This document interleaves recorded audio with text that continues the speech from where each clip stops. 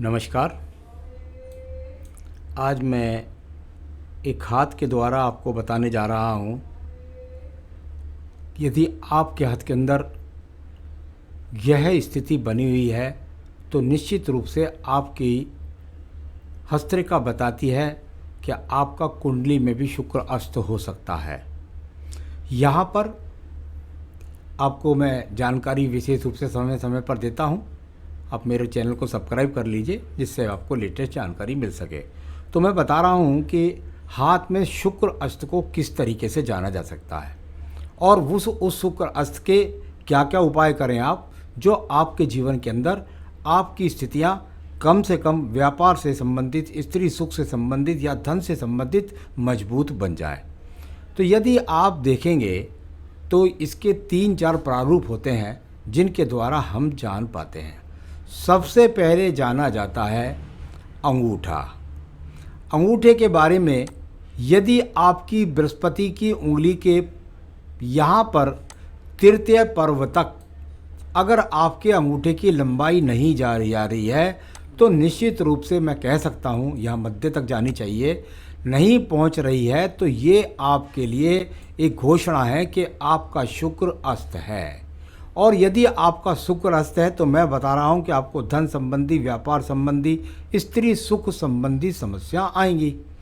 परंतु इस चीज़ को ठीक करने के लिए से पहले केवल यहाँ से ये समझना कि शुक्र अस्त है, ये पूरी तरह से प्रमाणिक नहीं है।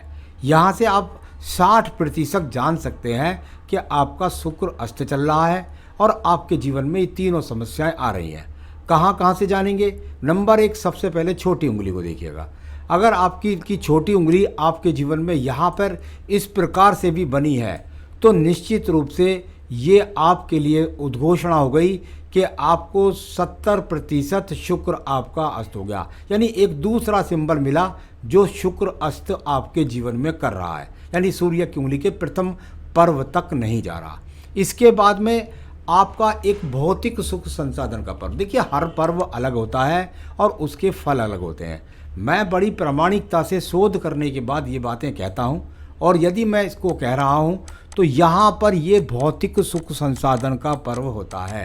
यानी आपकी शनि की उंगली का जो पहला पर्व है, क्योंकि शनि भी अपने आप में धन कारक है।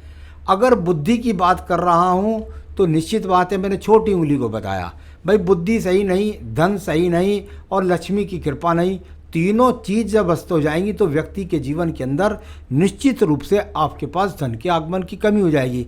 तो वर्तमान की स्थिति में आपके हाथ के अंदर ये रेखाएं हैं और आगे भी रहती हैं, तो उनको अस्त करने के उपाय बता दूंगा तो आपका शुक्र सही हो जाएगा और आपके जीवन में धन के आगमन। इसके बाद अगर आप सेकंड पर्व देखेंगे, भाई इस पर्व से देखा जाता है आपके धन की स्थितियों पर। यदि आपके पास ऋण है, आपके ऊपर कर्ज है, तो यहाँ भी रेखाएं आएंगी। यानी धन मजबूत नहीं है, ऋण नहीं है कोई बात नहीं है, लेकिन धन के आगमन भी मजबूत नहीं होंगे। तो यहाँ अंगूठे का पर्वत, यहाँ भौतिक सुख संसाधन, वहाँ पर कर्ज की रेखाएं, छोटी उंगली का सही निर्णय ना होना और बृहस्पति के तीसरे पर्वत पर भी इसी प्रकार की रेखाएं आ जाती हैं। यानी ये भी धन के आगमन पर एक तरह से ऋणात्मक चिन्हों का प्रहार होता है। तो आपके जीवन के अंतर्गत अगर आपकी ये दुर्दशाएं हैं, ये स्थितियां हैं, तो निश्चित रूप से आप जान लीजिए कि आपकी कुंडली में भी शुक्र अस्त हो सकता है और साथ ही साथ आपके हाथ में। अब आई उपाय की बात। इसके लिए क्या उपाय करें? देखिए, इसके लिए उपाय करना बहुत ज़रूरी है। बिल्कुल उपाय के बिना बिल्कुल कुछ हो नहीं सकता। और वह उपाय है, आप अपने जीवन में तीनों कवच को जोड़ लीजिए। अगर आपने तीनों कवच जोड़ लिए, इन रेखाओं के प्रभाव खत्म, आपके जीवन में धन के आगमन शुरू, तो वो स्त्री सुख, धन सुख, व्यापार सुख, ये सब अच्छी तरह से उन्नति प्रगति आपको प्राप्त होगी। लेकिन ये तीनों पूजा करनी पड़ेंगी ऐसी स्थिति के हाथों को। तो वो क्या है? किलकम करें, रोज किलकम का पाठ करें, रोज अर्गला का पाठ करें, रोज देवी कवच पढ़ें। ये तीनों के तीनों दुर्गा सप्तशती में मिल जाते हैं।